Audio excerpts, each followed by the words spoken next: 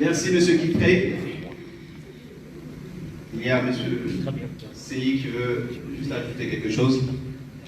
Oui, merci bien, frère. Je voulais ajouter quelque chose parce que tout à l'heure, dans mes propos, j'ai omis un petit détail. Ce détail, c'est la façon de travailler. Alors, tout ce que nous faisons, c'est d'agir en amont des élections. Et nous procédons par une sensibilisation. Et cette sensibilisation, elle se matérialise par une caravane que nous avons initiée. Cette caravane, nous l'avons dénommée la caravane de l'espoir. Oui, de l'espoir pour pouvoir donner de l'espoir aux Ivoiriens. Nous allons faire le tour de toute la Côte d'Ivoire. Vous savez, notre cible principale, c'est la population rurale. Parce que c'est cette population-là qui n'a pas la possibilité, qui n'a pas cette chance de pouvoir aller sur YouTube, de pouvoir aller sur Facebook, de pouvoir aller sur Internet pour pouvoir s'informer. Donc il faut faire du corps à corps avec cette population pour leur enseigner les vertus du vote, les vertus des enrôlements, les vertus de la démocratie. Et c'est le travail, c'est la mission que d'ici de Pays d'avenir s'est donnée. Donc d'ici peu, nous reviendrons vers vous pour pouvoir travailler en symbiose, afin de pouvoir tourner dans toute la Côte d'Ivoire pour instruire les Ivoiriens à la culture électorale. Il va falloir que pour les élections qui arrivent bientôt, il faudrait décrisper l'atmosphère qui est déjà lourde à l'approche des élections. Il faut aller vers les parents. Non seulement instruire les Ivoiriens à la culture électorale, mais aussi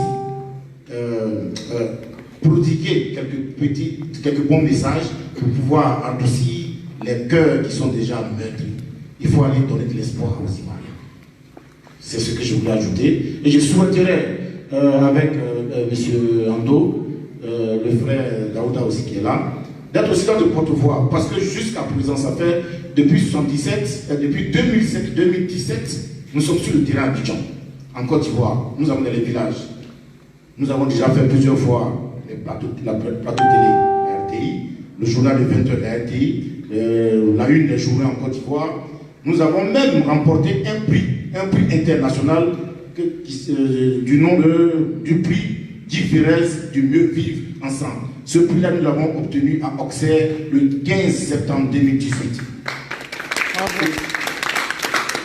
Et donc, aujourd'hui, nous sommes à un stade où il nous faut vraiment du soutien. Parce que jusque-là, nous le faisons de nous-mêmes. C'est pourquoi je vais demander à mes amis de se lever. Parce qu'il faut les acclamer. C'est des gens qui sacrifient leur salaire, leur travail pour pouvoir faire ce prix. Mademoiselle B, mon frère Marc le régulateur, voici quelques membres de David de Pays d'avenir avec qui je compose. Ceux-là, c'est eux qui travaillent avec moi.